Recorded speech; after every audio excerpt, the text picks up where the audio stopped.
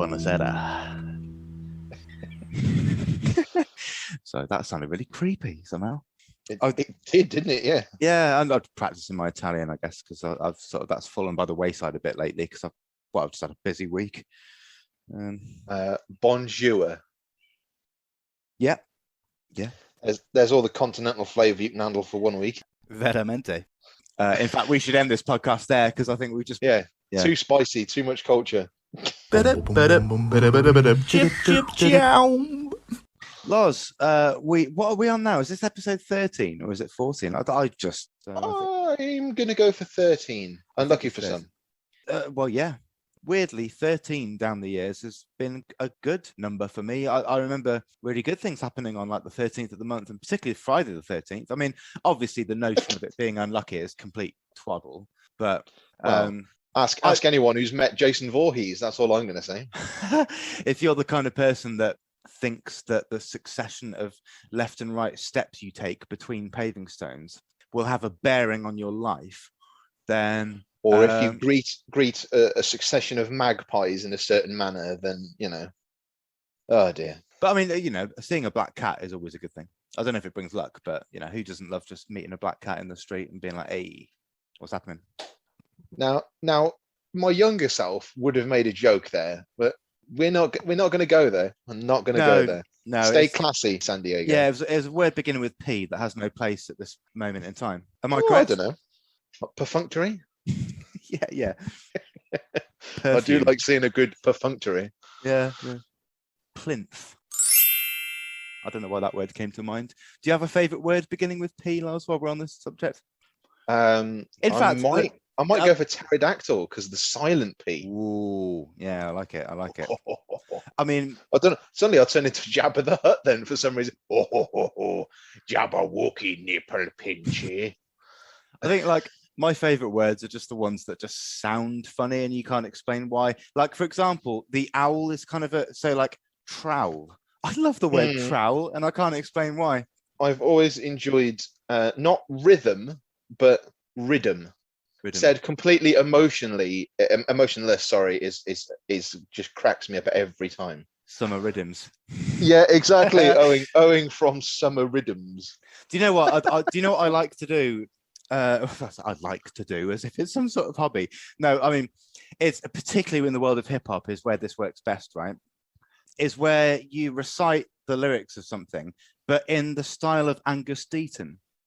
So for example, it's just a bunch of gibberish and motherfuckers act like they forgot about Dre. It's or sort of a Wu-Tang Clan ain't nothing to fuck with. Yeah, it's the downward affliction. You know what I mean when I say the style of Angus Deaton, don't you? It's that kind of. I mean, we talked about Redman. Let's Get Dirty in the last episode, didn't we? Let me just. God, this is.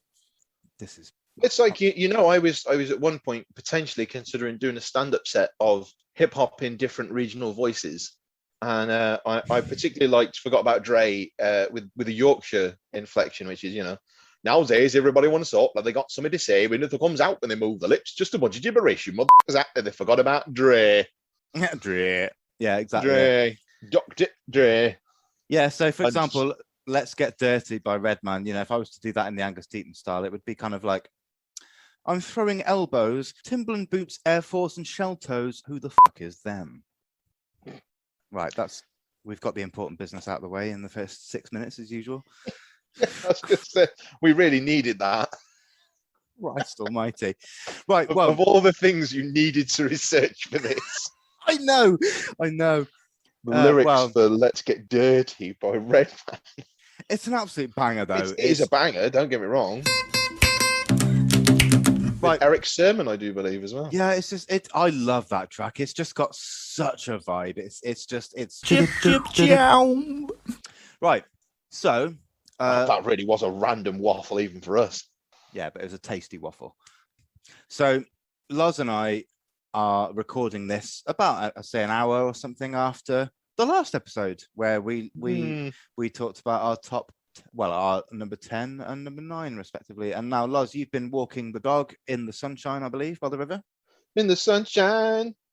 Yes, yeah. Mongo Jerry. When the weather is right, So yeah, no, it's been so rubbish recently, and the poor dog has had to make do with shoddy sort of shambling round in sort of sodden conditions. And I thought it's such beautiful weather outside.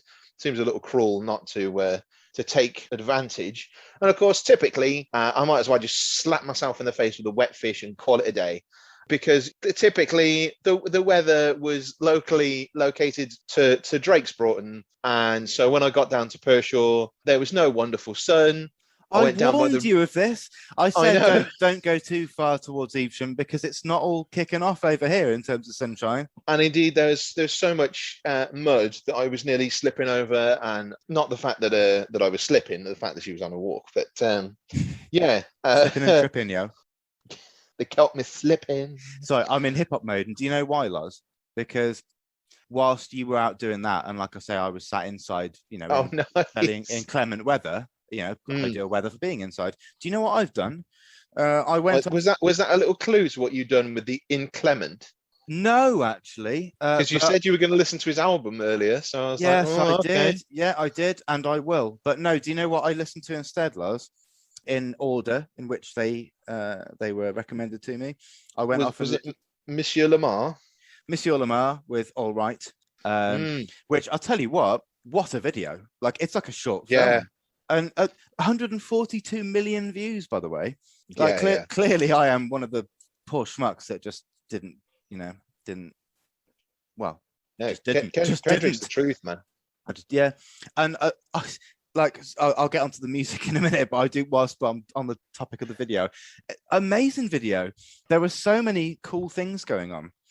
Illusion of him being levitating upside down with everyone else underneath him the right way, and him being like stood on a lamppost, and there was so many cool things going on. It was a piece of art. Video wise, it was like a short film.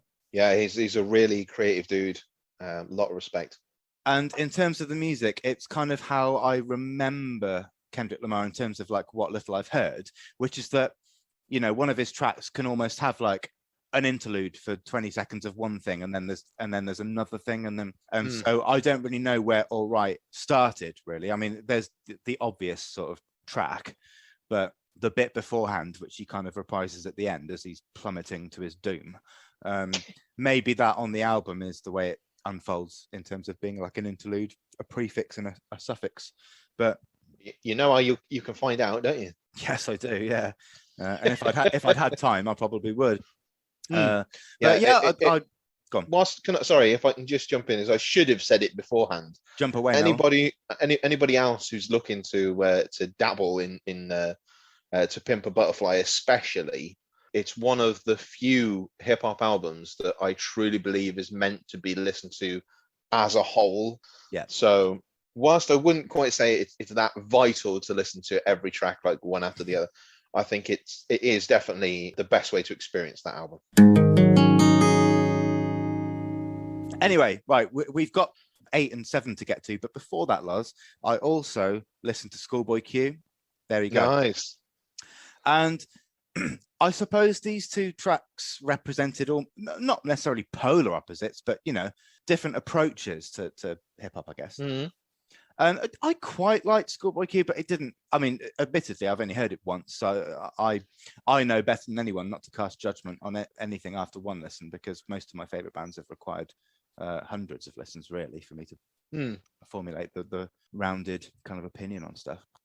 But it didn't, if I'm being honest, it didn't grab me. I quite enjoyed it. I didn't dislike it. It's important to say that I didn't dislike it, but it just, I don't particularly listen to rap, as you know. It's not really massively my thing. It was in high school. Mm-hmm. I loved it then, and that was a period of my life. And I guess that's why this didn't grab me. But Kendrick Lamar struck me as something really original and interesting and artistic. And I will definitely go off and listen to that album because I know it's got legendary status. Yeah, I definitely think it'd be worth your time.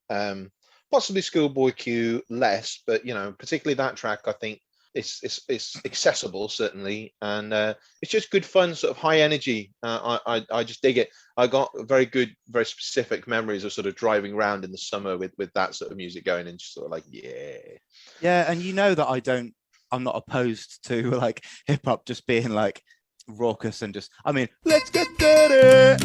Yeah, yeah. And I love stuff like that as well. So yeah, I will give it another listen. But yeah, I and I'll tell you what I also did after listening to those two, because I'd been talking about cardiacs so passionately. I went off and listened to some of that as well.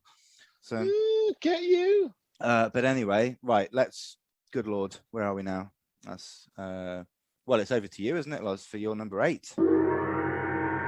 Hit it. Ooh. Now, funnily enough, this album is one that I believe I actually purchased with you. Went into HMV, Not and in Paris, no, not this one. And I actually purchased a physical copy. I know, and just very quickly on that matter, I missed that going into HMV and thumbing through the tactile experience of like Pink Floyd. I remember when I first got into Pink Floyd, and it was around my birthday, and we're talking about HMV. This was HMV in Ealing Broadway, and I went in with my dad, and basically it was my birthday present or Christmas, or maybe both combined, because they're both quite close to each other. Not as close as your birthday and Christmas, but no. And I bought the entire discography in one go. So nice. it was like, I don't know, 10 studio albums and then a couple of film soundtracks, and just I missed that going into HMV and just thumbing through Our Price. Hopefully we all remember Our Price. Sounds like you don't, otherwise you'd have gone. I was going to say not all of us do, I'm afraid. No, well, it was like HMV. It was just a sort of record store that was around in the 90s. But anyway, as usual. So I'd actually gone in, got the copy. We came home, and like I'd unwrapped it, and I like, you know, the cover art, and indeed the cover booklet thing is quite funny to look at. And I remember Dad being like, "Oh, you got some music, have you?" Yeah. And he goes, "Why don't you pop it on?" and I don't think you really like it, Dad. You know, it's not really your thing, considering that, you know, Dad is sort of like, if it's not classical music and it's not good God, I think he had bloody Cliff Richard. I remember one holiday, Cliff Richard. Yeah. I'm not him whacking out Any Dream Will Do, and me just being like, oh Jesus. I mean, it's not inoffensive sort of thing, but it's just no. But I can imagine your dad like quite vehemently being like, no, put this on. You know, let's listen to this. I think it was almost a bit like, right, okay, let's see what you've spent your money on then. And my dad's done that many times down the years and regretted it. So, what did you put on for your father, Loz? I just finish off the anecdote because I kind of like teasing this out now. Yeah, I sort of rather sheepishly put it in the stereo. I started playing, and this is an album that starts, as often albums by this artist do, start with sort of quite an epic intro. I've got an idea in my head of what this is, but I'm going to keep it to myself and let you carry on and see if I'm correct down the line. Yeah, okay. So it starts with a sort of like a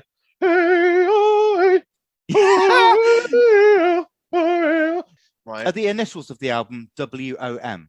Yes, yeah. That's okay, correct. right, okay, go on. And it's sort of, you know, I shan't do the whole thing because it's quite explicit, but it starts with like, yeah, motherfucker, welcome to the United States of America. We're about to roll out the red carpet on your bitch asses. And like, I'd already pressed eject as he was just like, what the hell is this? There's a voice where he's, I don't know what it's like, king shit or something. King shit. King shit, that's it, yeah. The album that caused this controversy is, of course, Ludacris's Word of Mouth. I really like this album as well.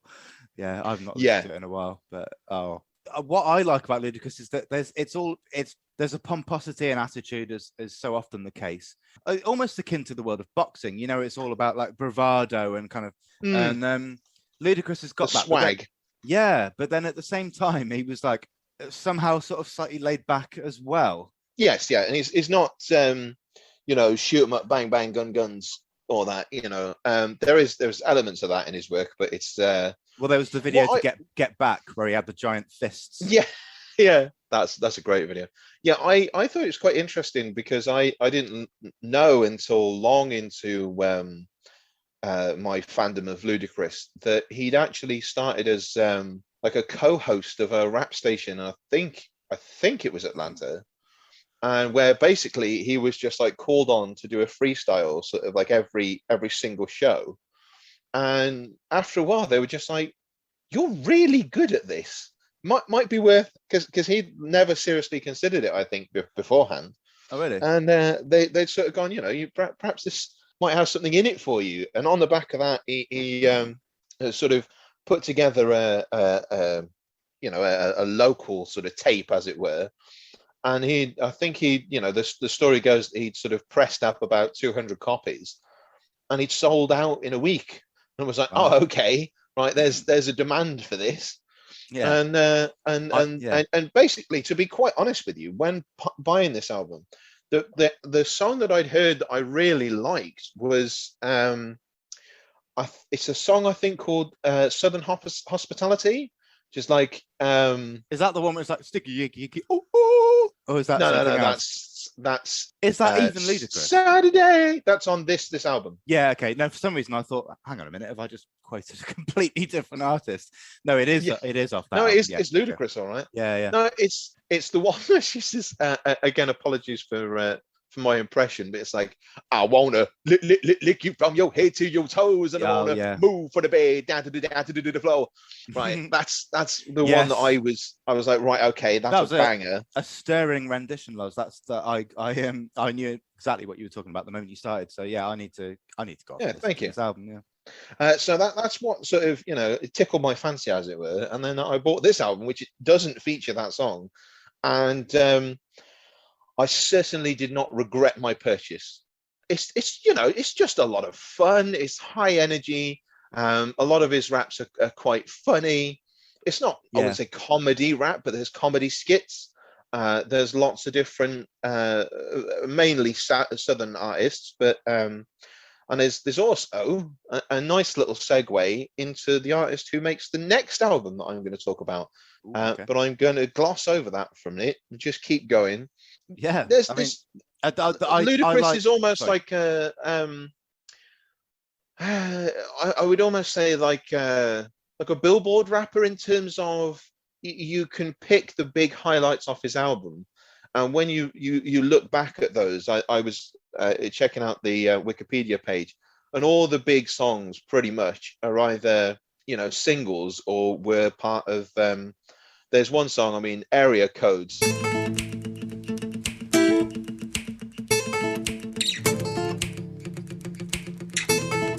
I got hoes. Yeah. Area. I mean, R.I.P. Nate Dogg. God bless him. It's really like it's one of those albums that there's not a lot of skipping involved. It's all a good time. Like I say, fairly high energy. What more do you want? I mean, Ludacris way back in it. I don't know. I'm gonna just take a stab in the dark. Episode 6, maybe 7 or something, when 8 Mile came up, and so this was, of course, a rapper who then ventured into film, and Ludacris did this. I remember. I'm almost ashamed to admit this. There was a period in my life where I enjoyed the Fast and the Furious films. I loved the first one with like Paul Walker and Vin Diesel. Yes, Din Weasel. Yeah, old the Dinny. Thin Weasel. And Ludacris was in the second one. Yes, that's right. He flagged one of the races or something at the start. Yeah, that's right. Yeah, and we went to see that in the cinema as well, just for anyone who's going to be an aficionado of our lives.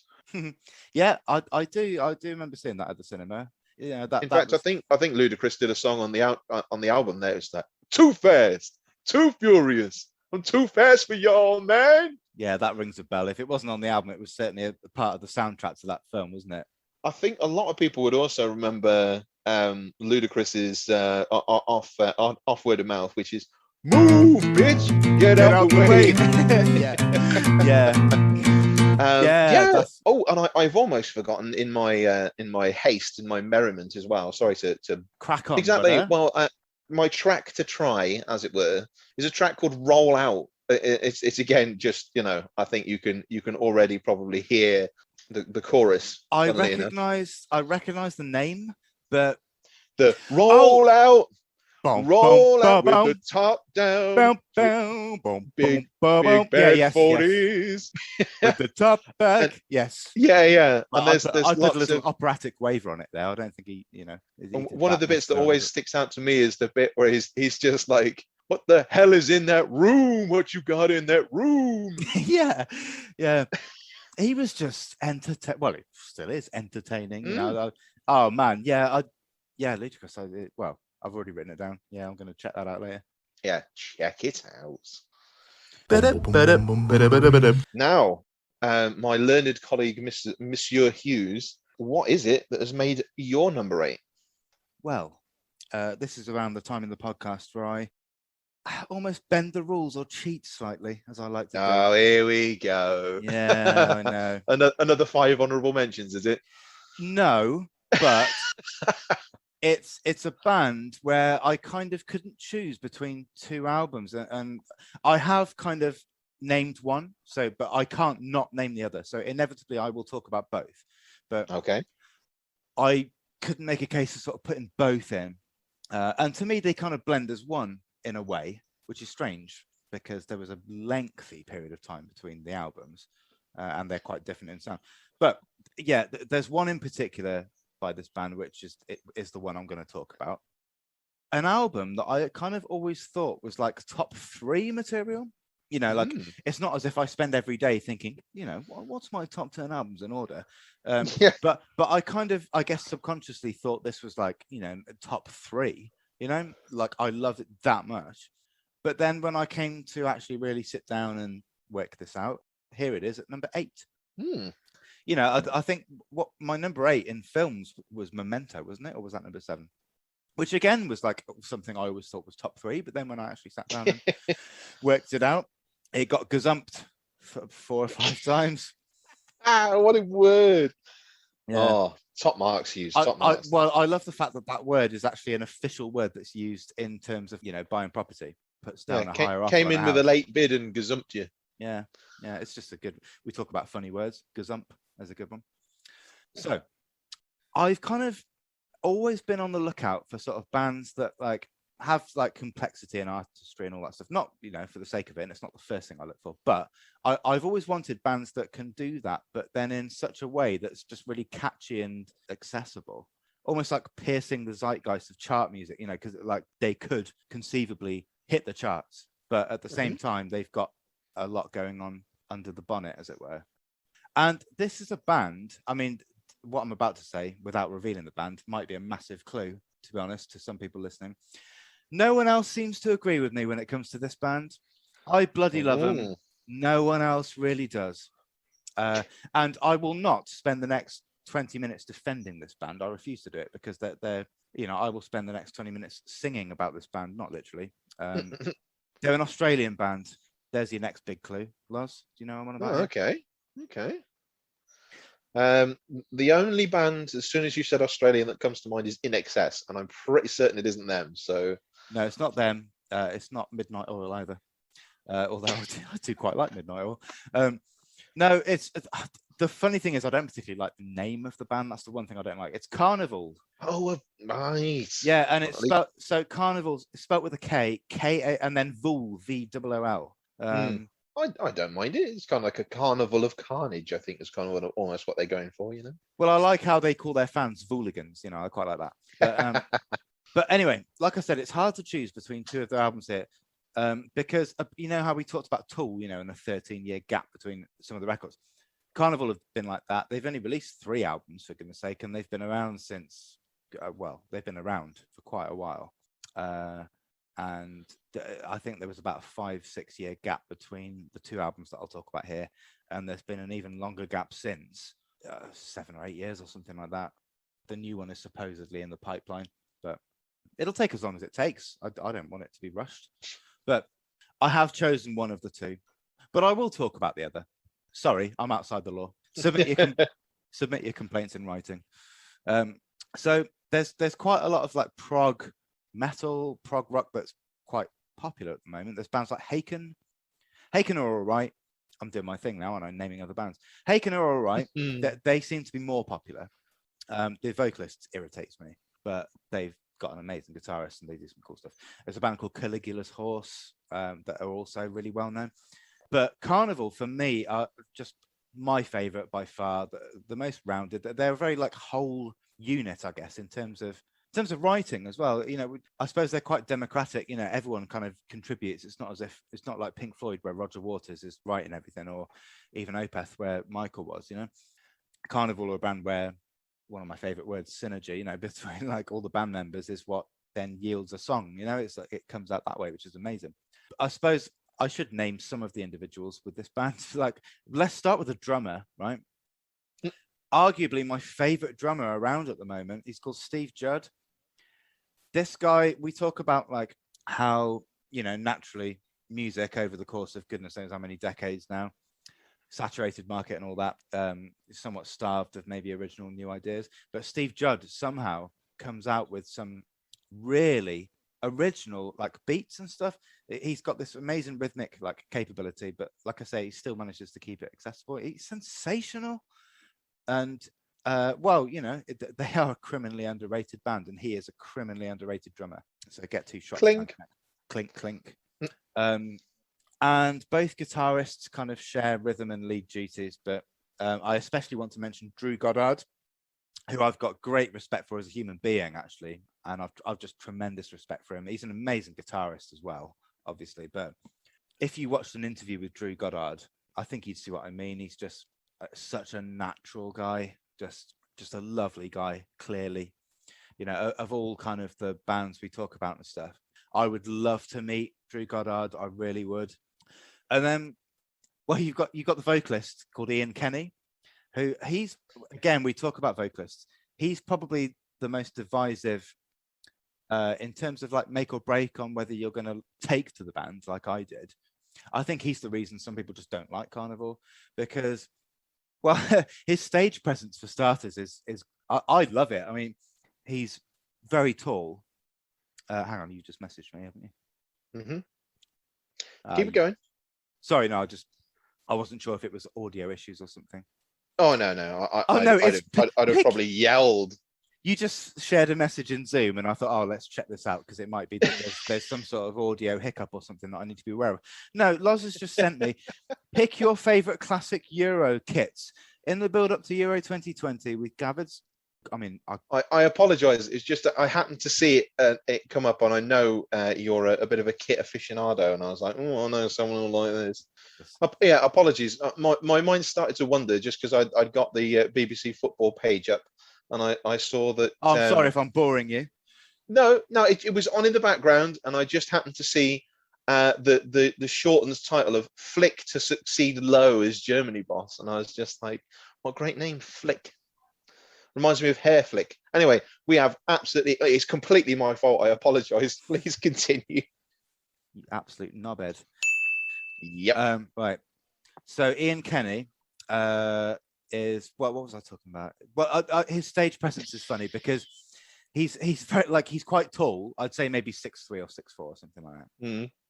And I mean, that's tall enough, isn't it? I mean, I used to work with someone who was 6'10", right? Mm. And yeah, I mean, trust me, like, you can't prepare yourself for that first encounter with someone of that height. I remember meeting him, and just like everyone else probably does with him, shaking hands, going, oh yeah, how you doing, mate? Good to meet you. And making it look like I'm not internally going, Jesus Christ. Yeah. Fuck, it's a human ladder. Right, Ian Kenny is quite tall. He's not that tall, maybe 6'2" or something, which is not the measurement of someone anyway, is it? But literally is in some respects, but yeah, carry on. But his movements and like mannerisms are quite amusing and, you know, peculiar or unorthodox at times. But I mean, let me get to the crux of the matter here. And of course, what makes him the vocalist for the band, it's his voice. Now, I think he's got a wonderful voice. He can reach great heights with it. He's very versatile. Not maybe quite to the level of Cedric from the Mars Volta, but like up there, you know, like literally up there. And he does it very naturally with no strain. You know, I talked about how, I don't know, the likes of David Bowie, I've got great respect for David Bowie, but I just don't like his voice. I never have, because it just sounds strained. Whereas with Ian Kenny, he can reach these great heights and just very naturally. And I'd kill for his voice. I mean, if I possessed, I mean, you've heard me maybe sing a little bit here and there down the podcast, and I'm not a singer, and Ian Kenny is, and it's quite explainable, really. But if I possessed a voice like his, I'd genuinely, probably look to go into that as a career. Anyway, back on point. A lot of people don't seem to like his voice, which I genuinely don't understand. I mean, I accept it, but anyway, I've not actually spoken about their album yet, have I? No, I don't think so, no. Right. So they've only made 3, as I said. And this one is commonly recognized as their best album. I'd say so too. Like I say, I really struggled to choose between the 2, but I had to. And I'm going to go with Sound Awake. Now, their debut was, I'm just looking at this now, 2005. And then this was their second in 2009. And then, I will mention their third, which I think was 2013. So, sort of a 4-year gap between each of those. And then, do the maths. 7 years and counting? 8 years and counting, yeah. And the new one's still not there. It's cooking up, but it's a very slow cooker. So, God, that was cheesy. Oh, God. Yeah, that was awful. I apologize, no end. So, they take their time with the albums, is the point I'm making. And like, I can sort of hear the fruit of that, when I listen. It sounds beautifully honed, polished, sort of perfected time and time again. And they have a habit of actually trying songs out live. I mean, I'll talk about the wait between their last album and the next one. There have been variants of songs from that since about 2015. They've been kicking these songs around on the live circuit for about 6 years now. And I like that, because they develop and they grow, and like the fans have a kind of input in that as well, like an influence. They are a live band. They say it time again, they are a live band. And Sound Awake, which is the album we're talking about here, just hit its 10-year anniversary, and they really wanted to do like a special tour, playing it in its entirety and stuff like that. And sadly, in the current climate, should we say, that current world situation, they couldn't go out on tour properly. So what they did was they filmed a gig where they played on stage, but sort of to themselves, but released it, like a live stream so everyone could watch. And I actually haven't seen it yet. I can't believe I haven't watched it yet, but it's just a masterpiece. I mean, the reason that I chose this album, I mean, it sounds brilliant sonically. Actually, the production is superb. It's about as good as it gets, I'd say. But it flows like a proper album. Well, just like all my top 10, really. But having said that, this album is more like a collection of songs rather than any kind of concept, if you like. Whereas the one I'll sort of briefly mention afterwards is much more of a concept record, the way it flows and stuff. But yeah, this album is more just like a collection of songs, but it still flows very, very well. The thing that grabbed me the most when I first heard it was that typically most bands put their best material sort of up the front and center, like track 2 or 3, is maybe the first single, if you like, on the album. And they always make sure they get off to a strong start, which this album does, to be fair. But I mean, although I would say every song is good on this record, it's sort of the final 4 songs that I'd say are the best. There's a song called The Caudal Law, which, as far as I'm concerned, has the most complex time signature ever. I don't think even they know what it is. They just sort of know how to play it, if you get what I mean. Yeah. And then, as with all epic riffs, Loz, it's heralded by a gong. Yeah, it's suitably epic, trust me. But then, special mention and shout out to the final 2 tracks in particular, which are definitely the top 2 on the album. Both epics. And like, when I first heard this album, I was enjoying it a lot, but then I got to these 2 tracks at the end. And at the time, I was like, oh my God, like, this is the best thing I've heard in years. Like, it just hit me so hard. And maybe the most popular of the 2. And maybe the one I should probably say would be the introduction. No, actually, no, I'm not. I would say the introduction would be the one after this. But a very good track to listen to as an introduction to the band is Dead Man, as one word, like Dead Man, which is wonderful. To be fair, again, it features one of the best guitar solos. But no, my favorite of the 2, and in fact, probably my favorite tune they've ever done, is the final track, which is called Change. So that would be my go-to Carnival track, Change, which is about 10 minutes long or something like that. I mean, it's epic from the very first second. You will know what I mean when you hear it. It sets such a tone for like what's to come in that. It's kind of the whole band at their best individually and also as a unit. It's an incredible piece of music, and it sums up everything about them in one track. So yeah, do check out Change. There's probably some very good live videos of that on YouTube. There's Change Part 1 off the previous album, and then Change Part 2, which is the one I'm on about off this album. But live, they combine the two, which makes it even better. So, Nice. but you'll know when Part 2 kicks in because just the crowd, like you'll know when Part 2 kicks in. It's quite early on. And I suppose if you watch the live video, you'll see what I mean about Ian Kenny's mannerisms. You know, and I love some of the lyrics in this song as well. Like, you'll never leave this world alone. And there's so many great riffs in that song. And if you want an epic drum outro, Loz, do not look any further. So, yeah, I really latched onto this album because, like I said, it kind of has the complexities of musicianship, and that level of technical talent is obviously available to them. But it kind of manifests in a way that's beautifully just simple and catchy and accessible. That's why it ranks so highly for me, because it is very accessible, I'd say. I love simplicity done well. Mm-hmm. And yeah, I want something that grabs me by the testicles, like on first listen, but then at the same time, slowly just releases more and more, even by the 50th listen. And this album is just that. But as much as like it was immediate for me to hear it, of course, but it took them, 4 years of labor to make it. And I can hear that, in it, it's like I say, it's the band that down the years, no one's really agreed with me on.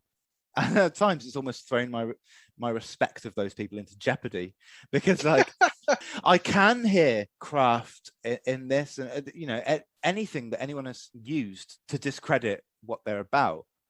I'm not like, no, that's bollocks.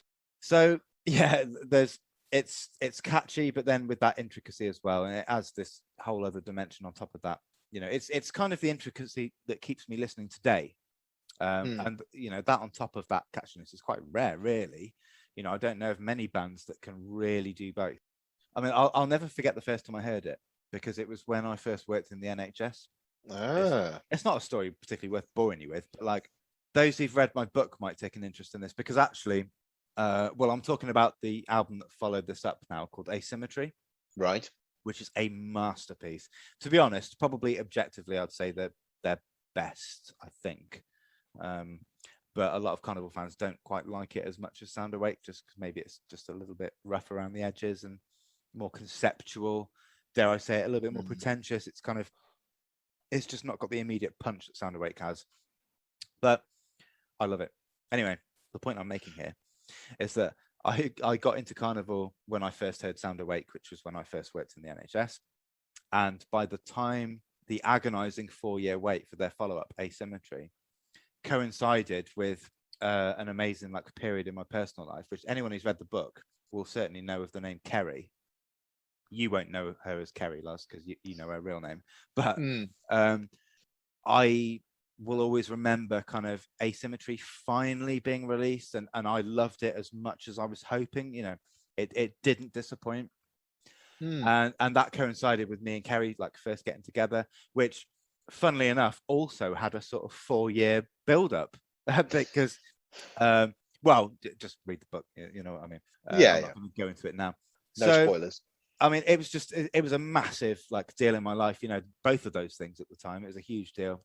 And so, yeah, of course, we all have strong memories by association, don't we? We all associate, seeing a film or an album with just a very, very specific scenario where we heard it. I mean, not so long ago, I listened to an album by Go Go Penguin, which took me right back to a very specific moment in my life where I was in Cornwall writing a business plan to buy a pub or take over a pub. Oh, I remember. Yeah, and that time anyway. Yeah, it's so funny that I heard that album and it took me right back to I can picture the hotel room, where I was drawing this up. It's bizarre. I mean, that, to be fair, that wasn't interesting enough to make it into my book in terms of my life, but that sounds arrogant, but Loz, you know why that just didn't quite make it in compared to what did. Yeah, quite. But anyway, I've never been more obsessed with the impending release of an album than I was with Asymmetry. Wow. And yeah, Asymmetry finally released in the same month that sort of Kerry and I finally got together. And so yeah, I'll always have very strong and fond memories of both. You know, it was probably one of the happiest months of my life, really. And although Kerry and I didn't work out, shall we say, it will never stop me adoring Asymmetry.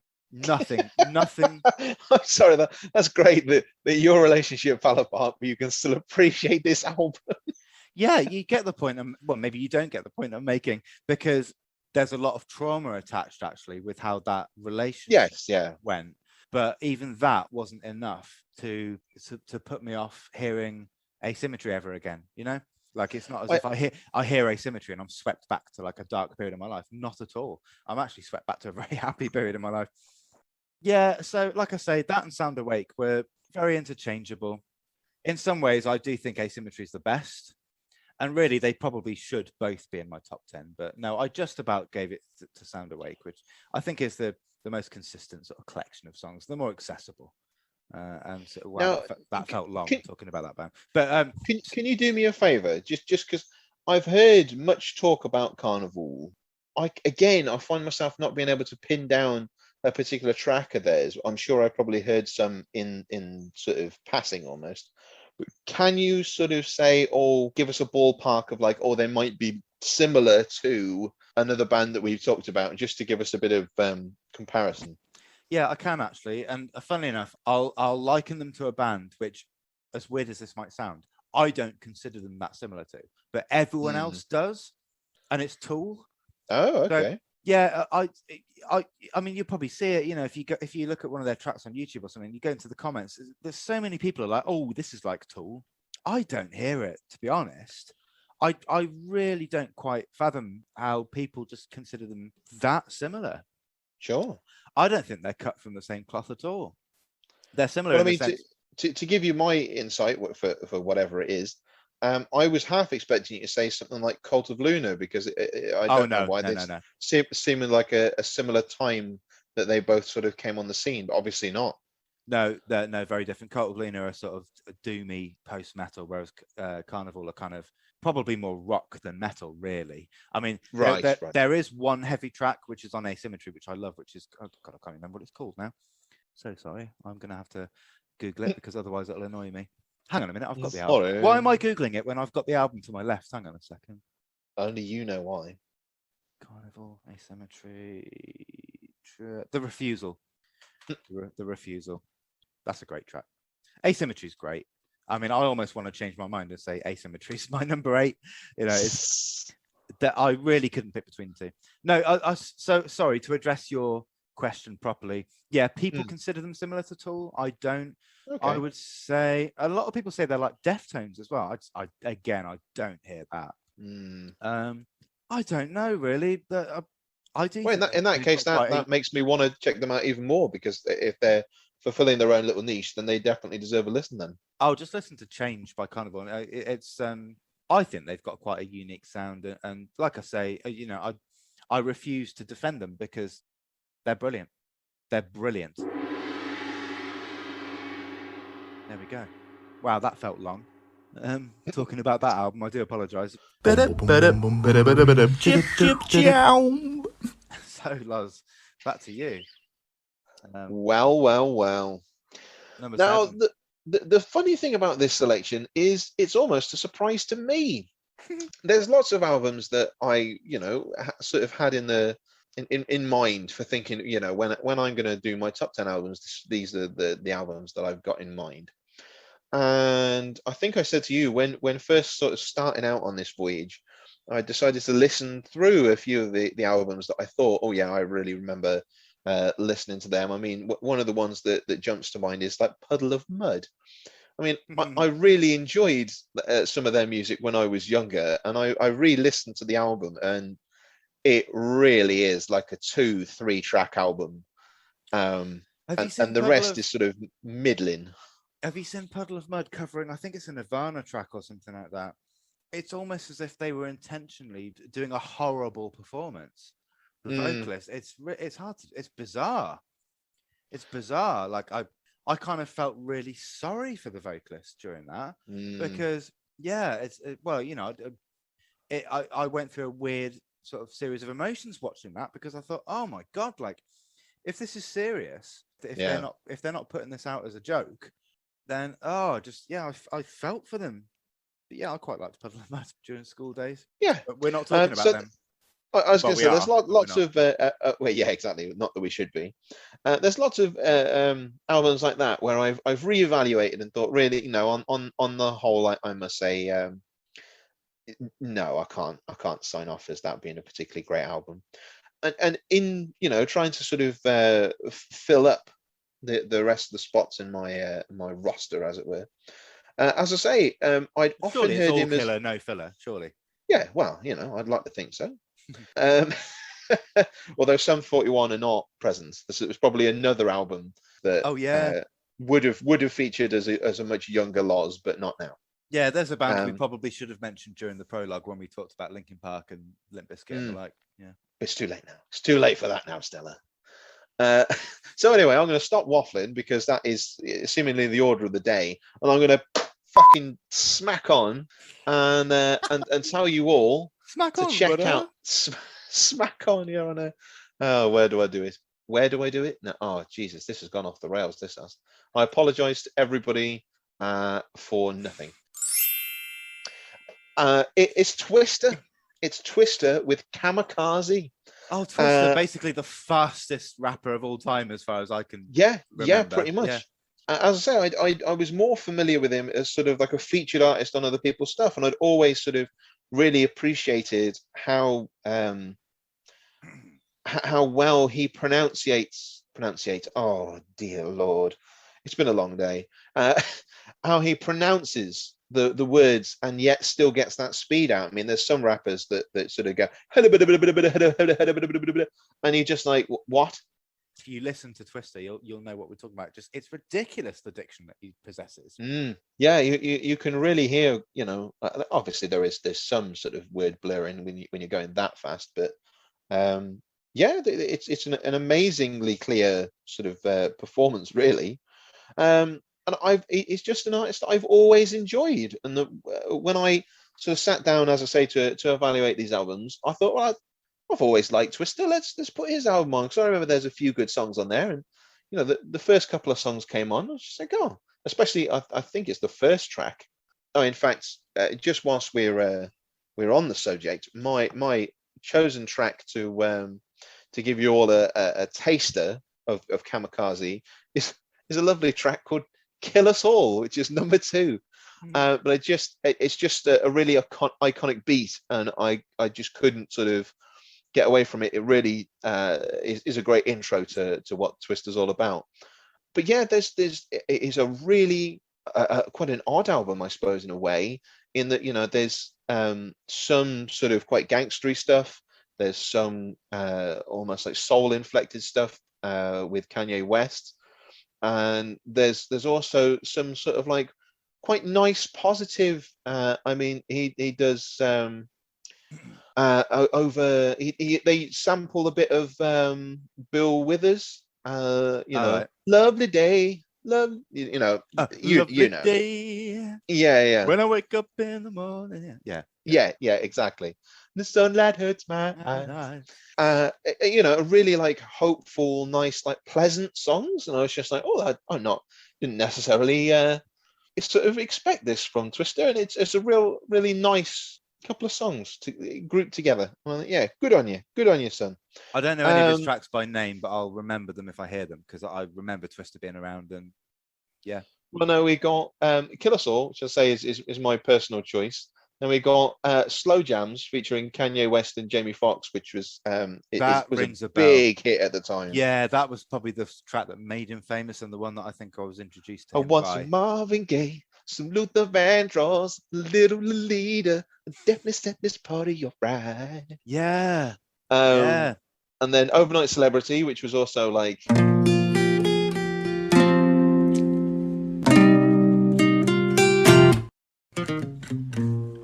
I think I understood that Kanye West did Slow Jams with Twister and Jamie Foxx for Kanye's album, and right. Twister sort of said, I love that song so much, can I have it? And they sort of went, okay, we'll put it on both albums.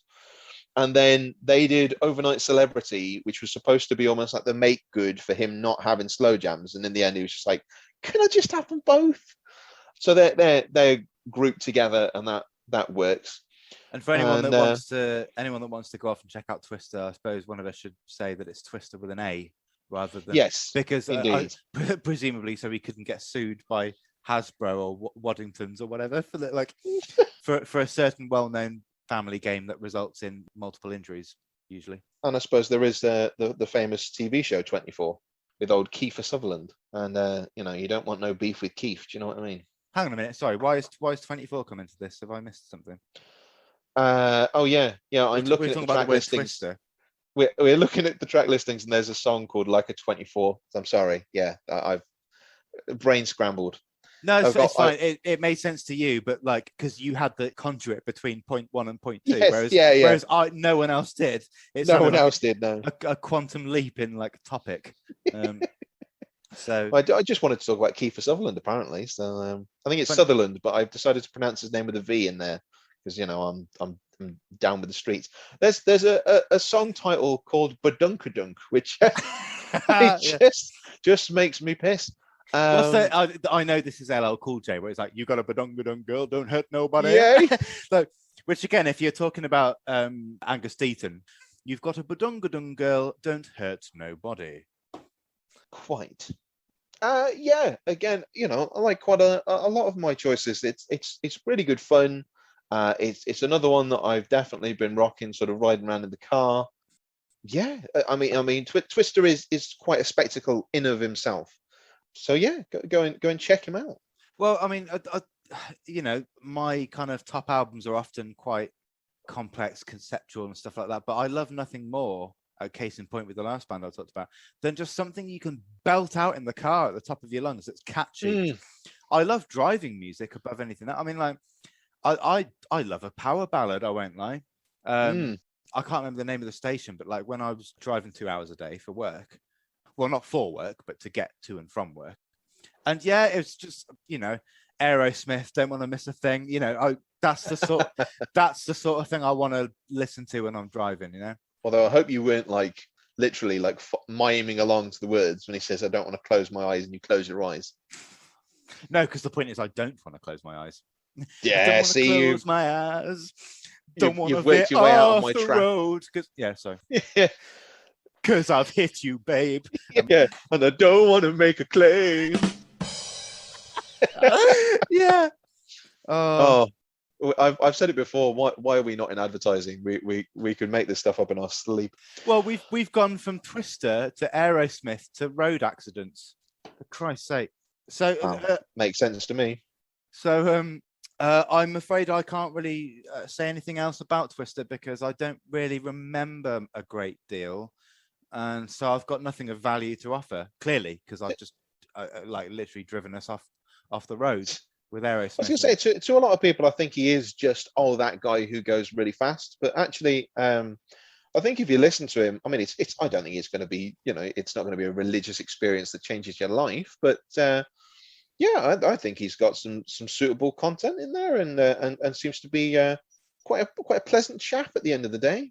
If you check out Twister on YouTube, go into that, drop speed to 0.5 and then you'll hear a fairly typical rapper, really, because he's so fast at times. He doesn't always do it. It's not as if it's a gimmick that he relies upon. It's just that he's got it in his locker, when he wants to. Yeah, it certainly doesn't do like the chorus quite necessarily in double speed, but yeah, most of the verses are pretty rapid.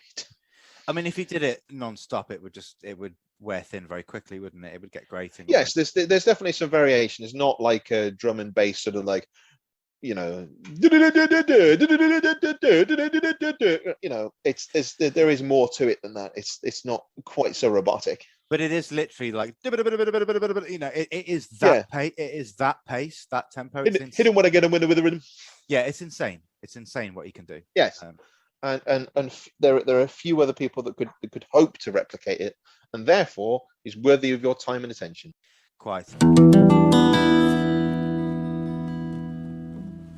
Here's a very different record, and Well, funny enough, this is the only time that the same band will feature twice in my top 10. Good Lord. I know, and we've already heard them feature once because it was my number 10. So, Lars, I'll be offended if you can't remember that. Who was my number 10? Oh, it's so long ago. You're going to have to be offended here, I'm afraid, because I haven't the foggiest. I'm sorry. We're talking about Radiohead, and we're talking about like I would. Well, let's in proud tradition now begin this segment with a bold claim. Is it time to raise your glasses? No. Well, maybe because they're not criminally underrated. So no, they're not criminally underrated. But I suppose you know, if you want to extend this drinking game to like every time I make a bold comment or claim, that would work, wouldn't it? Or saying really quite accessible. Actually, that's another thing I like to say. Right. Anyway, before I lose my train of thought, no. Right. So bold comment incoming. I would say after Pink Floyd, Radiohead are the best British band of all time. Ooh. And it's difficult to, you know, that there are some that are up there with them. Gentle Giant for one, but Radiohead are. I said my piece last time round on like just the idea of Radiohead. Do you know what I mean? It's like people have made their minds up that they, oh no, I'm not going to listen to this. I'll slip my wrists. Yeah. You're just a twat. No, so right, this is Radiohead, and it's Kid A. Of course, it's Kid A. I mean, if anyone was expecting me to say "OK Computer," well, you're wrong, aren't you? OK Computer was the album before this, and you could argue that it was their breakthrough album. I mean, I'm always interested in albums that are like a transition between two periods for a band artistically or whatever. And their first two albums were kind of, well, it's the likes of Creep, you know, we talked about this before. And then album number 3 was OK Computer, which is just commonly regarded as like the best album by anyone ever. You know, it was literally Empire magazine or one of maybe it was Enemy or something like that. Literally made it number 1 ever by anyone ever. Wow. Which I would staunchly disagree with. Not that I dislike the album, but it's just like no, it's just otherwise it'd be number 1, wouldn't it? Yeah, it's just not the best album ever. Like it's not even in their top 3. But I suppose the reason I'm talking is that another spoiler? Sorry. No. Oh, okay. No. This is the second and last time I'll mention Radiohead because this is their best album by far for me. Ah, I see. And so, I mean, the reason I want to kind of just continue slightly mentioning OK Computer, like I say, you could argue that was their breakthrough album, and it kind of represents a part of the band's history that just doesn't quite grab me in the same way. It's kind of the album that's between the early stuff, which I'm not really into, and then the later stuff, which in particular, like Kid A announced with a band. And so I'm interested in that transition. And OK Computer is great. Paranoid Android is a brilliant tune. Karma Police, that's like one of their ultimate anthems, and I can sort of understand why. But yeah, Kid A represented, I'd say, a seismic shift in their sound, and that can't be overstated enough. I mean, the level of fame, they were just immediately thrust into like the big time, you know, with OK Computer. And there was I don't know, maybe about a 3-year gap or something like that before Kid A, which was on about the turn of the millennium, actually. It was 2000. And they all but sort of ditched guitars on this album, but for a few tracks, which ironically are 3 of my favorites probably. But like, here's the thing, right? And I suppose probably all of the albums here on, I feel like I love the last 3 I've mentioned, Sound Awake / Asymmetry, because I couldn't choose between the 2. Cardiac, Sing to God, and Radiohead in Rainbows. But here onwards, Kid A, all the way through to 6, 5, 4, 3, 2, and 1, are just totally on another level for me. And they're kind of, they're not just a collection of songs, that they're not even just an album almost. It's like they're their own world. Don't know if you know what I mean by that. I'll allow you to elaborate. Well, I don't really know how. That they really do feel like their own world, which like exists outside of anything else that's ever happened before musically, or even indeed within their own history or discography as a band, and like that nothing else will ever sound like again. And definitely Kid A I mean, yeah, I mean, well, definitely all of my top 7, but like, yeah, Kid A is a prime example of an album that just feels like a world. It goes beyond music. It's film like in that sense. It's multi-sensory, I'd say. As Yeah, funnily enough, pretentious as it sounds. I was just thinking that's how I feel about The Godfather. You know, Yeah, it's sort of yeah. like a world to itself, and that, you know, there'll never be anything like it again. It transcends the medium in which it had to be made, Mm. and it's just its own. Well, it's its own world, isn't it? Yeah. So I'm not gonna. Well, maybe I should talk through it because there's not many tracks on this album, and actually, this makes sense to maybe just do a little talk through of each track because, Sure. or at least most of them, because well, it's just a masterpiece. So, Kid A starts with a very recognizable Radiohead track, one of the few on Kid A, which is like a what you might call an anthem or one that they often play live, but because I think this album suits just being listened to in its entirety, and B, because it's not really one of the more accessible ones. In fact, it's arguably the least accessible, along with Amnesiac, which Amnesiac was the leftovers from this recording, by the way. Even though it features probably the best Radiohead song ever, which is Pyramid Song. How they could leave that off an album, my goodness. I just bow in awe to that. Just because it didn't suit the album, I guess.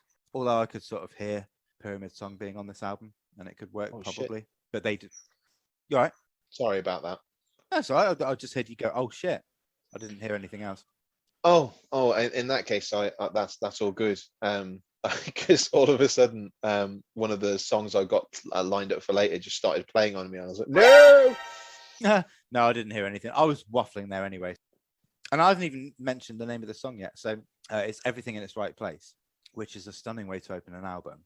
And once more, and indeed, just like everything that's coming up on my list, it just, for a first track, it sets the tone wonderfully.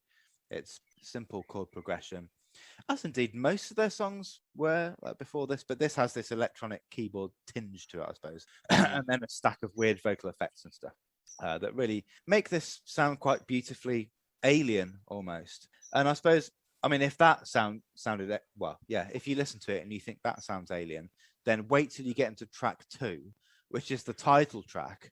And for for those who were such fans of the Bends, which is understandable because just catchy rock music, really.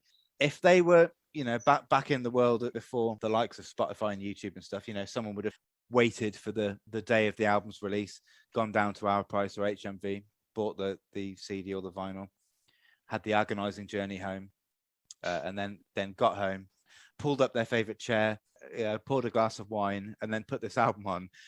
A lot of people would have just been so annoyed after having gone through all of the aforementioned excitement and hype, and then just to hear an album that could not be further from that earlier stuff. And so, I mean, track 2 is I guess the point I'm making here, like, must have really jarred those people who were hoping for more of the Bends or even OK Computer, because it's like a continuation of the first track, but just even weirder, even more vocal effects and electronics going.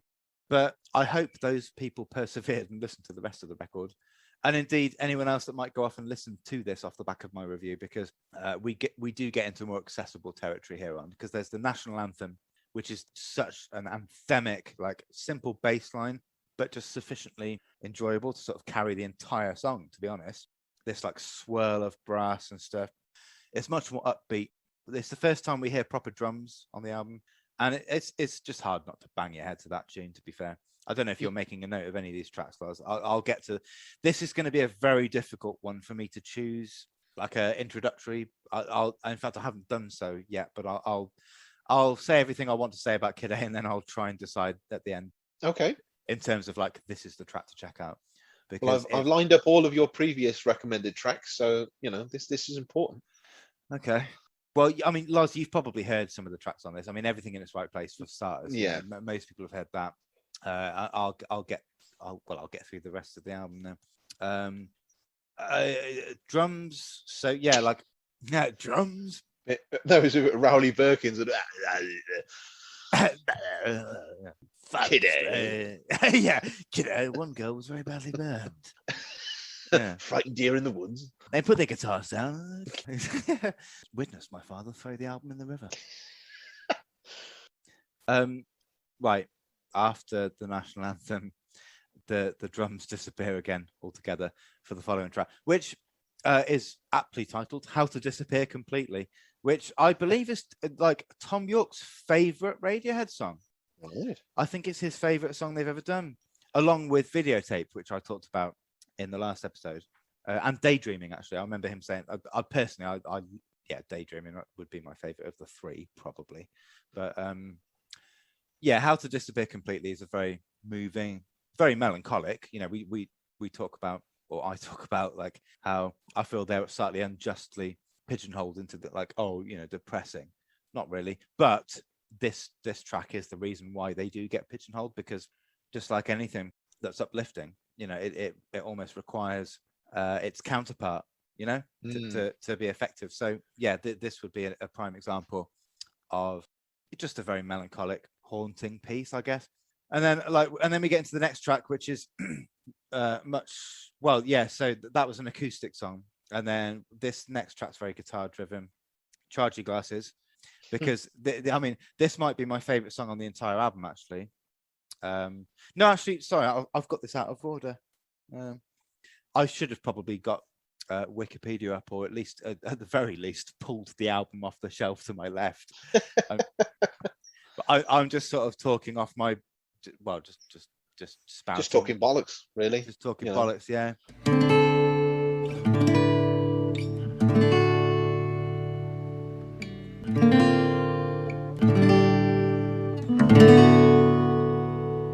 No, the next track is called Optimistic, which is, you know, immediately accessible, unlike most tracks on this record, I would say. So Optimistic's a great one. And, you know, a contender for the one I would say, listen to this first, you know. But no, then we get into the track I was thinking of originally, which is, it's also very much guitar driven, but yeah, probably my favorite track on the album is called In Limbo. And one of the things I love about this song is it's polyrhythmic, but in a simple way. Polyrhythmic, in layman's terms, just means two different rhythms happening at the same time, and they sort of meet back at each other at certain points. Maybe the easiest way for me to explain would be for me to actually like just play it. Maybe. I don't know. I did this last time with Radiohead, didn't I? I tapped it out on the table. Yeah.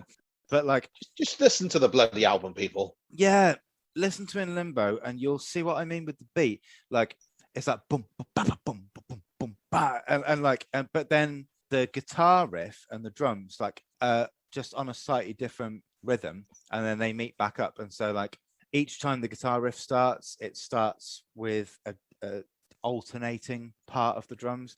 I've done a terrible job of explaining that. Anyone who's like who knows their music theory is just that would have been like nails on a blackboard. So I do apologize. But yeah, In Limbo would be another prime contender for like a track to just listen to.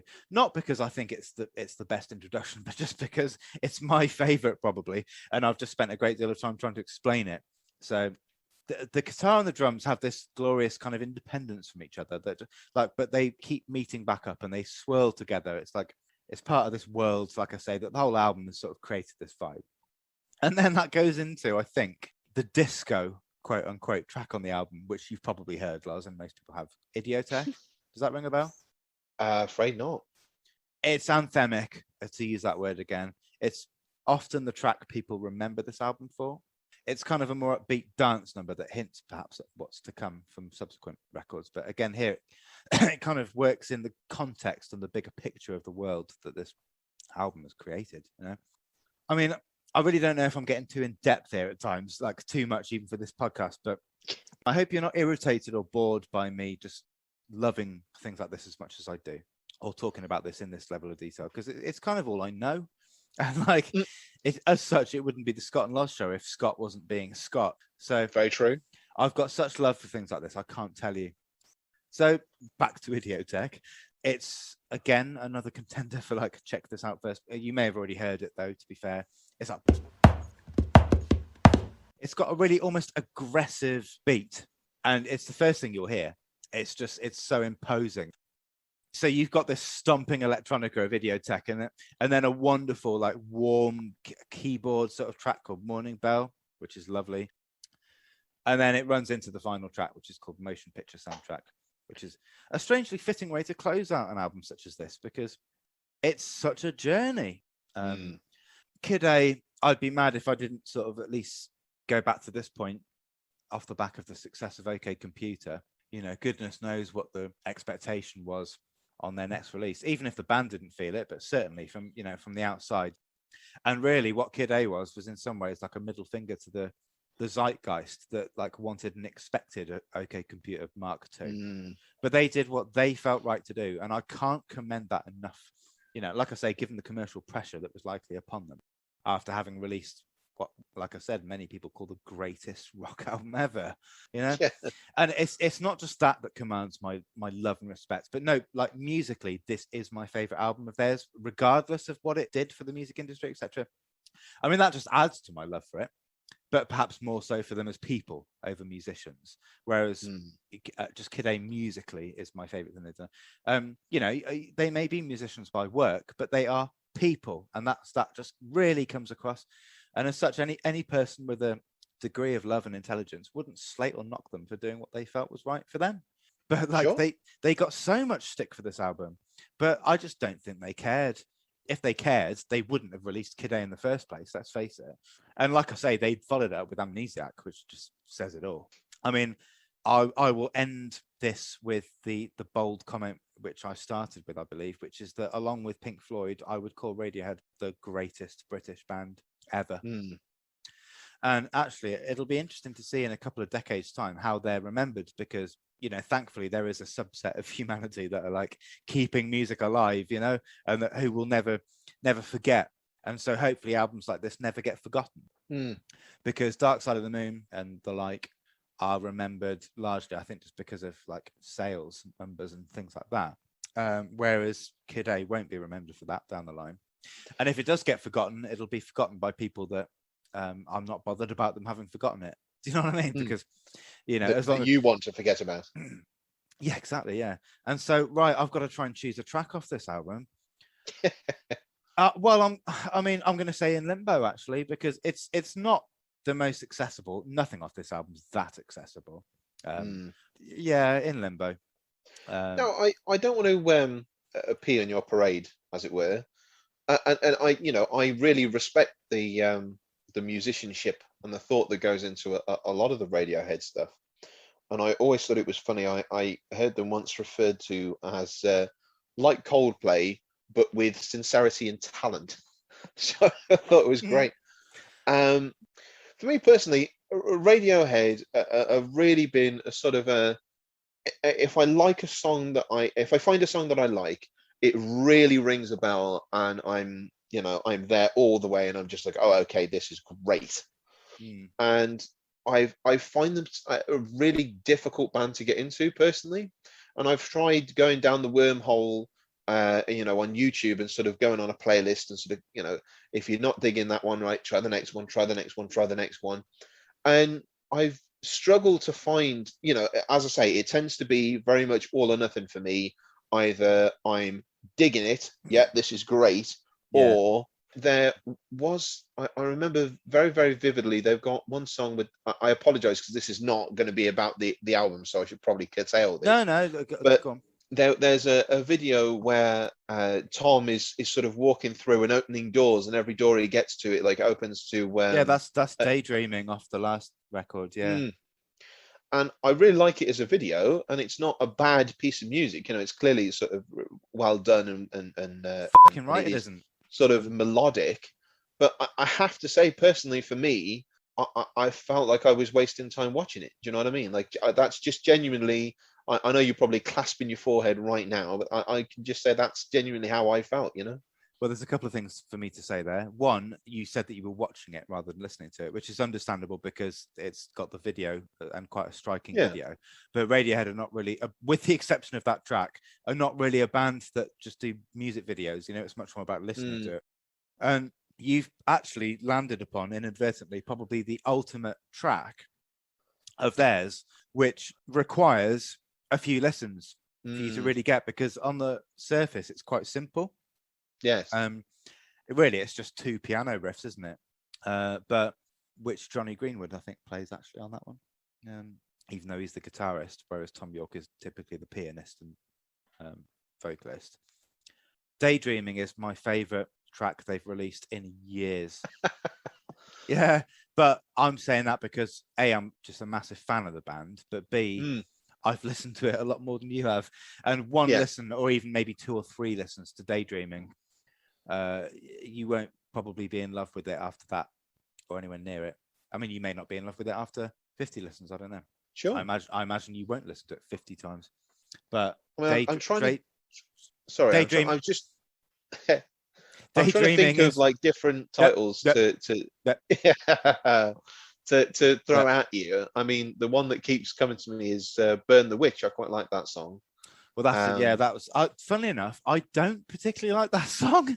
Like, that's the first track off Moonshaped Pool, which was their last album, and like there was such a long. We talk about agonizing waits between albums. This is another prime example. And then they released "Burn the Witch," and I thought,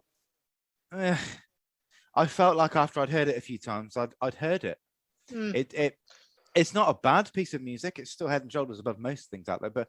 Again, it is worth noting that I'm familiar with it with the video where they're doing sort of like a version of The Shining with like little models. Well, it's Wicker Man for the record. Oh, I do apologize. I'll go and hang myself right now. No, it's so. I mean, in fact, I'm negating something I previously said because with that track, it is much more about the video, really, for me than the tune. Or at least that's the thing I remember. The song doesn't do a great deal for me, but it's Wicker Man, kind of in the style of like Trumpton and Camberwick Green and those those shows of well, I say of old. I don't know when they were about 70s maybe. Might have probably got the wrong decade there, but Daydreaming is one of the best things they've ever done for me. I mean, I would probably put it in like their top 5 songs. Wow. It just it taps into something deep within me. And so once again this showcases the difference between us. And I mean the alternation between so far with our 10 to 7 has been just really entertaining for me, hopefully to other people as well. I hope it's not just us that finds this entertaining, but so be it. Well, it might be that you and I are the only ones still listening at this point. I don't know, because again, this is going to be a lengthy podcast. But do you know what? I don't care.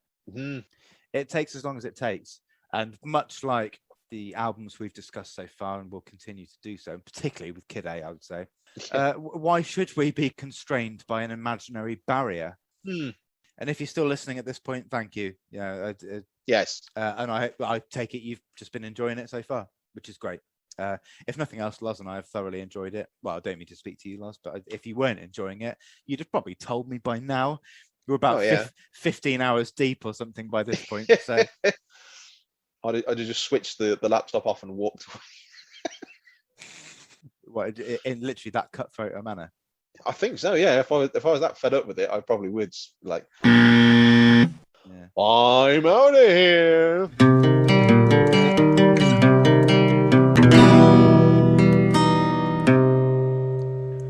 So, I mean, obviously this would be the optimum point to end this one, A, because of the length of the podcast, but B, because we did 10 and 9 and now we've done 8 and 7.